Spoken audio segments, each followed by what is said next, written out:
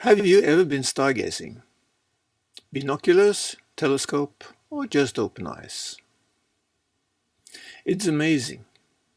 The deep darkness with thousands, no, billions, trillions of stars. Galaxy looking like they have been spread out there by a giant hand sowing grains in a field. A few passing clouds makes the perspective clear. They are just above your head, so to say. All the rest is so far away, immensely far away. It is mind-boggling, quite unimaginable. The darkness is so vast, the stars so tiny, and you are invisible, a totally insignificant spectator firmly grounded on a dot in this vastness.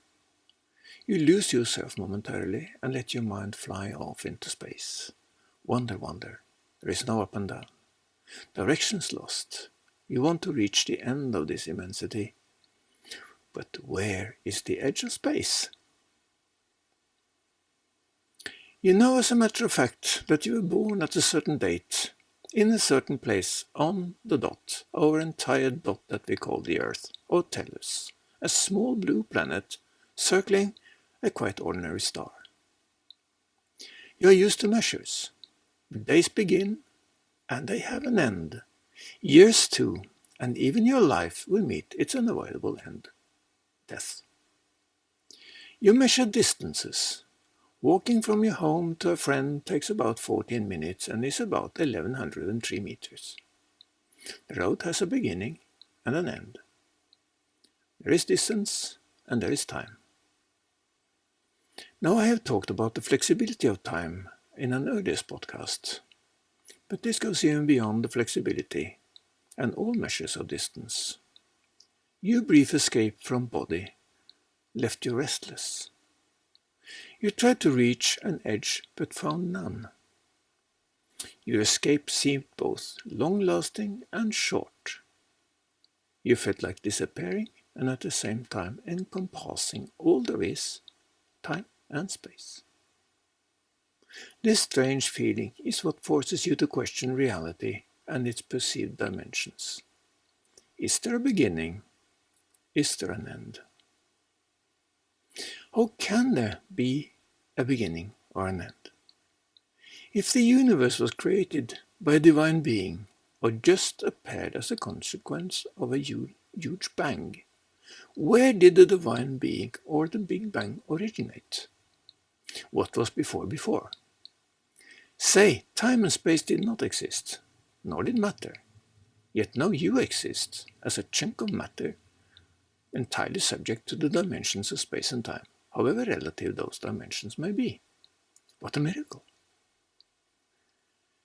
Take any series of numbers, 2, 6, 7, 8, 9. You can count up and down from here. But how far you ever count, you will always be able to add or subtract 1. There is no end to the numbers, whether in the positive or in the negative. Here is another thought experiment.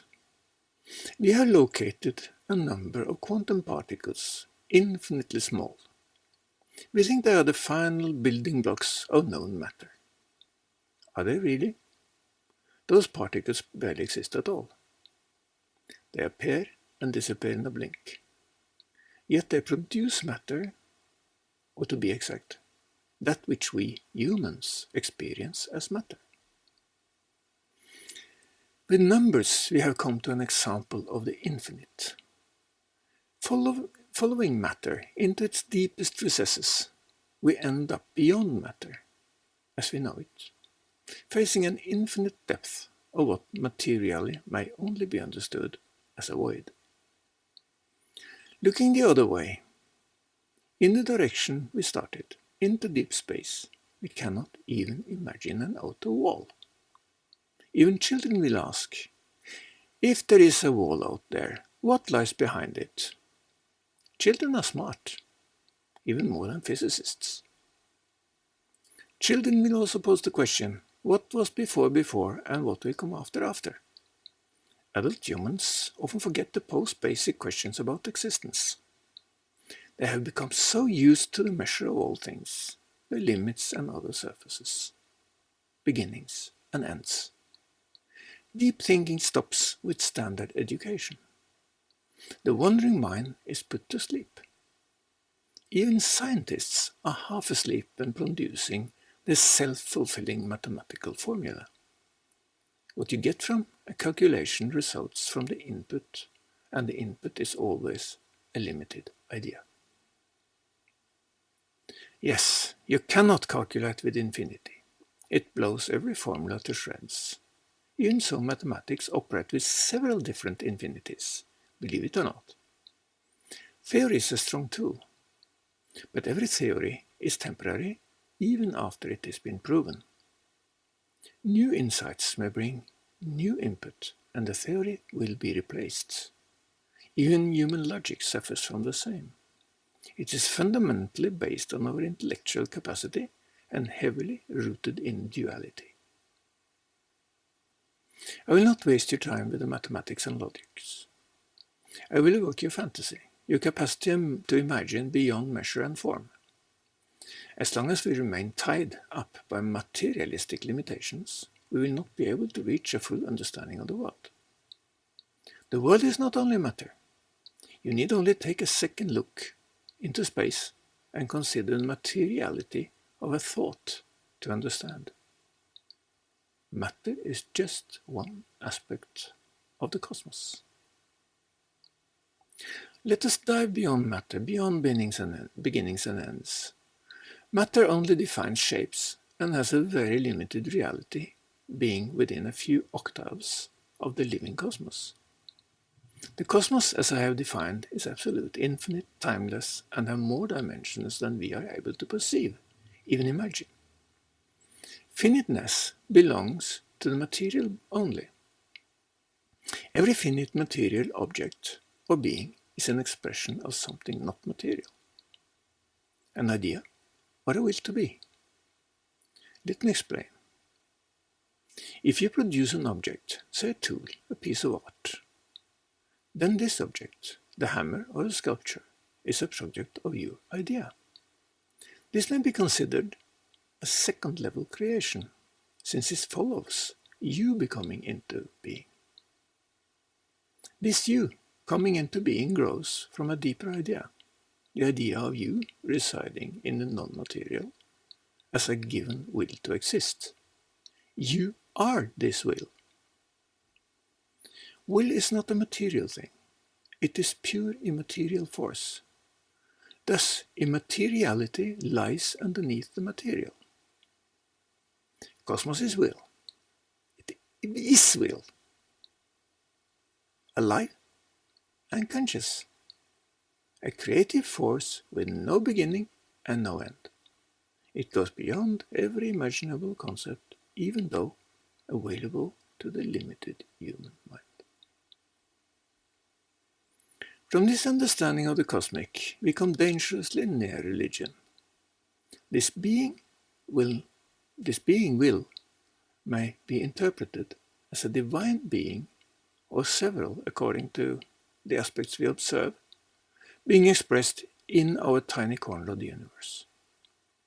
I need not go into details here. Just note that man throughout all ages has been aware of the fact that there are forces at work in his world that he cannot control, and the rage of which he sometimes is a victim. Hence God, gods, divinities, religion. The basic fact that man encounters the absolute, the timeless, and the limitless, all being not only abstract but impossible to imagine. The human mind, tied up in a material world of other beings and objects moving within the physical dimensions we know, passing through the dimension of time, is unable to fold his mind around the eternal. The human mind, the cognitive level of its consciousness, is only the surface of a much deeper mind, fragmentarily externalized from the cosmic, yet never separated.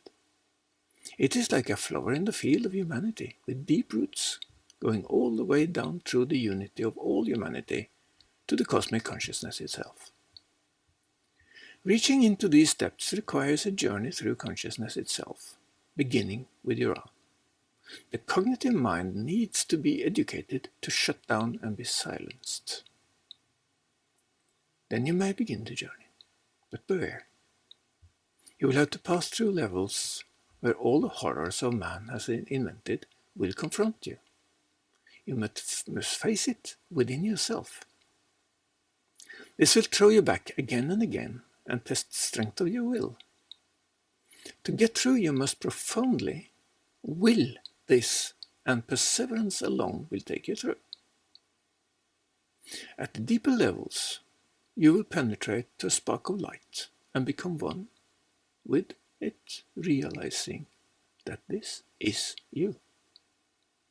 Getting used to the timeless, limitless of the realm of the absolute, you will discover that this spark of light shines forth as a star in a different cosmos. Here you will comprehend the unity and absoluteness of all. You are continuously beginning and ending. Here is the root of your fluid, temporary, earthly existence. I say no more. There is no script to this. The absolute is. Let me, as I conclude this podcast, make it clear that I do not disrespect science, mathematics, or human logic. I just point to their limitation. As long as they remain firmly grounded in the materialistic, the phenomena of matter, the material world is all they may discover and describe.